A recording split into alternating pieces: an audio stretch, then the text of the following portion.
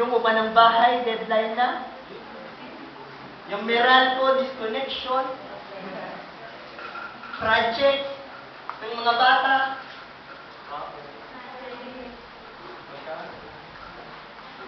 Siguro pagtama-tamahin yung ating mga kinatatakutan ngayon, pagkain, isa lang yun sa 10,000 na kinatakutan ni David.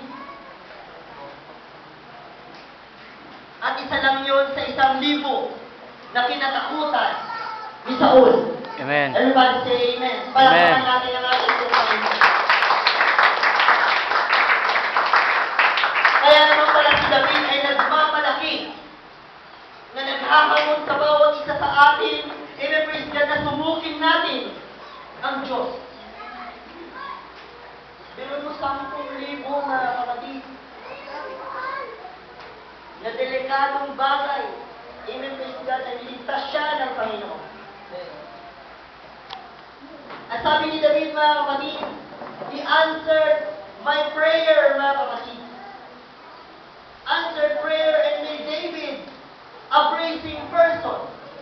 Tinugon ng Panginoon na ito si David at ginawa niya ni si David ay maging mapagpuri sa Diyos.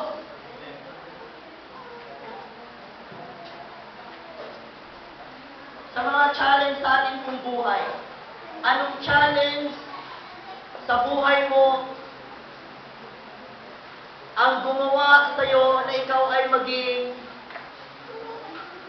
mapagpuring tao sa Panginoon?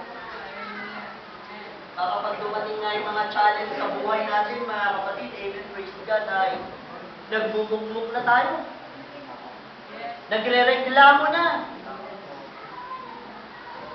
Pero ang sabi ni David, pag ang Panginoon ang challenge na hinarap mo, mga kapatid, sasagutin niya ang panalangin mo, amen, praise God, at magiging kang mapagpuri sa Panginoon dahil sa mga kasagutan ng Diyos sa panalangin mo. Kaya dapat huwag nating urungan, mga kapatid. Amen, praise God. Ang challenge, mga kapatid, amen, praise God, ay binibigay ni David. Amen, praise God, sa bawat isa sa atin. Sa mga challenge ng ating pong buhay, marami tayo pagkakataon na naging talunan. Nung sugarol pa tayo, mas marami pa yung talo kaysa sa panalo. At habang naglilingkod tayo sa Panginoon, kumbaga sa sugal, nakikita ko yung barahan ng iba sa inyo, gumaganda, yung iba kumapangit. Everybody say amen? Dapat manatilihin natin maganda, mga kapatid. David had many reasons to fear. Maraming rason, praise God, na natatakutan si David sa Psalms, sa unang Psalms, mga kapatid. Unang Samuel, amen, praise God. Chapter 17, verse 34. Ang sabi ng Biblia, si David ay nagtetend ng sheep na siya lang mag-isa. Tusan siya ng tatay niya, bantayan mo yung mga tupa doon. Bantay si David ng mga tupa, mag-isa lang siya. Sa buhay natin, mga kapatid, naranasan nyo na at na-feel nyo na mag-isa lang kayo. Minsan ikaw lang Kristiyano sa pamilya. Mag-isa ka lang. Minsan ikaw lang yung nag-iisang poste, haligi ng tahanan, kasi ito yung tatay, isa lang naman tatay sa tahanan. Minsan isa ka lang na panganay. Siyempre, isa ka lang.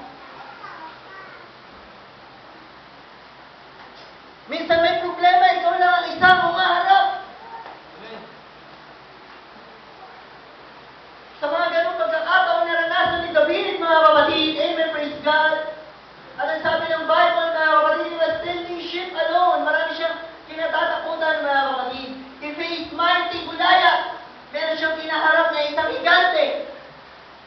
Ako'y naniniwala sa ating pong buhay, may mga higanteng problema sa atin. Nasa tingin natin ay hindi natin kayang harapin. At ang iba dyan, mga gawa nyo lang. May mga gawa nyo higante. Hindi naman talaga dumating na challenge. Meron mga ganun eh, may mga problema sa buhay na tayo ang may gawa. At meron mga problema talaga sa buhay na talagang problema talaga na hindi ikaw ang gumawa.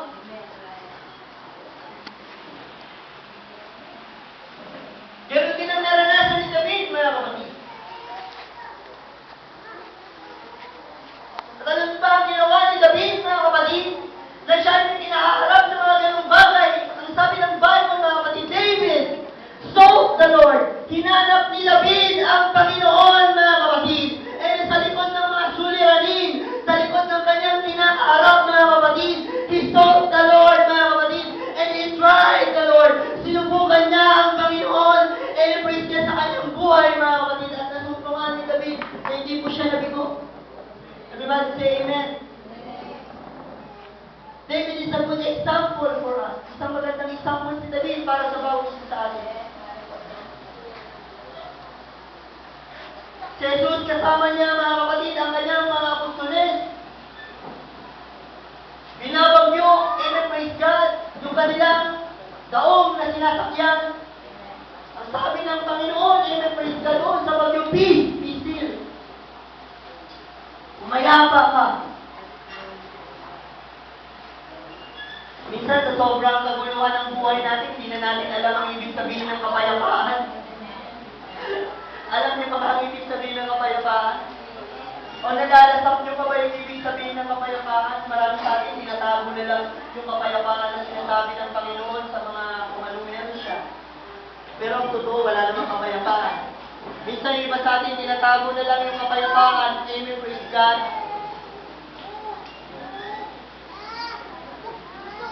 Sa pagsha-shopping, ang nangyari, nawalan lalo ng kapayapaan kasi credit card, babayaran niya rin yun. Kala mo, nakalibre ka, babayaran mo rin.